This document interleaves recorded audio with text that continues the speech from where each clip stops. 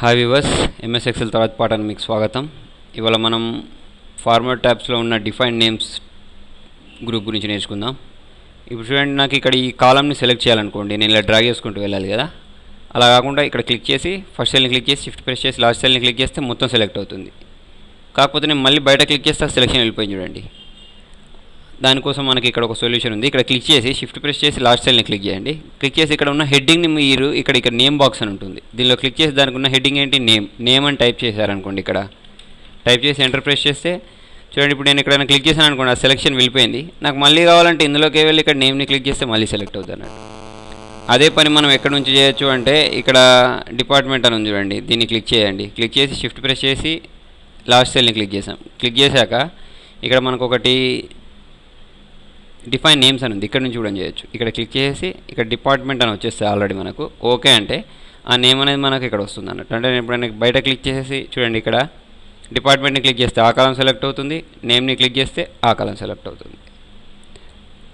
తర్వాత చూడండి, ఇక్కడ మనకు 2 కాలమ్స్ ఉన్నాయి కాబట్టి నో ప్రాబ్లం. అలా కాకుండా చాలా కాలమ్స్ ఉన్నాయి అనుకోండి, చాలా కాలమ్స్ ఉన్నప్పుడు మనం వాటిని అన్నింటినీ ఇలాగే సెలెక్ట్ చేయాలంటే టైం వేస్ట్ అవుతుంది. అలాంటప్పుడు మనకి ఇక్కడ ఇంకొక ఆప్షన్ ఉంటుంది, క్రియేట్ ఫ్రమ్ సెలెక్షన్ అని. చూడండి, దానికోసం నేను ఇక్కడ క్లిక్ చేసి షిఫ్ట్ ప్రెస్ చేసి లాస్ట్ సెల్ని క్లిక్ చేస్తే నాకు ఇవన్నీ సెలెక్ట్ అయిపోతాయి.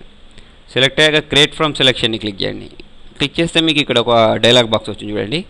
ఇందులో నుంచి మనం టాప్ రోని తీసుకోవాలి. లెఫ్ట్ కాలం తీసేస్తే ఏమవుతుందంటే ఇక్కడ ఈ లెఫ్ట్ కాలంలో ఏమైతే ఉన్నాయో అవన్నీ మనకి ఇందులో యాడ్ అయిపోతాయి.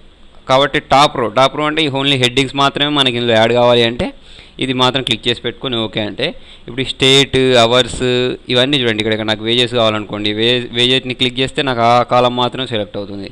అలా మొత్తం మనం ఒకటేసారి సెలెక్ట్ చేయాలంటే క్రియేట్ ఫ్రమ్ సెలెక్షన్ అనే ఆప్షన్ని యూజ్ చేయొచ్చు. ఇవి సెలెక్ట్ చేయడం ఎందుకు అంటే చూడండి, ఇప్పుడు నాకు ఏదైనా రేట్ అని ఉంది, దీన్ని సెలెక్ట్ చేసుకున్నాను, దీని సైజ్ పెంచవచ్చు, కలర్ మార్చచ్చు, అండర్లైన్ పెట్టవచ్చు. అన్ని ఫార్మాట్స్ మనం సెలెక్ట్ చేసిన తర్వాతనే అప్లై చేసేది, అవన్నీ మనం అప్లై చేసుకోవచ్చు అన్నట్టు. తర్వాత చూడండి, ఇప్పుడు నాకు దీని టోటల్ అంతా ఇక్కడ కావాలనుకోండి, మామూలుగా అయితే ఎలా చేస్తాం, equal to some bracket start చేసి రేంజ్ ఇస్తాం కదా. అలాంటి అవసరం లేకుండా మనకి ఇక్కడ యూజ్ ఇన్ ఫార్ములా అని ఉంటుంది. ఇక్కడ మనం దానికి ఇచ్చిన నేమ్ ఏంటి, రేట్ అని ఇచ్చేసి బ్రాకెట్ క్లోజ్ చేసి ఎంటర్ అన్నారంటే మీకు డైరెక్ట్ రేంజ్ ఇవ్వాల్సిన అవసరం లేకుండానే ఆ నేమ్, ఈ గ్రూప్ మొత్తానికి మనం ఇచ్చిన నేమ్ రేట్ కాబట్టి దాని అంతా టోటల్ ఇక్కడ చేసేస్తుంది అన్నట్టు. ఇక్కడ చూపిస్తాను చూడండి, మీకు ఫార్ములా బార్లో కూడా అది చూపిస్తుంది. తర్వాత చూడండి, ఇవన్నీ మనకి ఇందులో నుంచి డిలీట్ కావాలనుకోండి, ఇవన్నీ అవసరం లేదనుకోండి ఇక్కడ. అలాంటప్పుడు మనకి ఇక్కడ నేమ్ మేనేజర్ అని ఉంటుంది, దీన్ని క్లిక్ చేసి మనకి ఏదైతే అవసరం లేదో దాన్ని క్లిక్ చేసి ఇక్కడ డిలీట్ ఏది అవసరం లేదో దాన్ని క్లిక్ చేసి డిలీట్ ఓకే అని క్లిక్ చేస్తే చూడండి, మీకు అవన్నీ ఇందులో ఉండవు, ఇందులో నుంచి వెళ్ళిపోతాయి అన్నట్టు. మీ సలహాలను సూచనలను నాకు కామెంట్ రూపంలో తెలియజేయండి.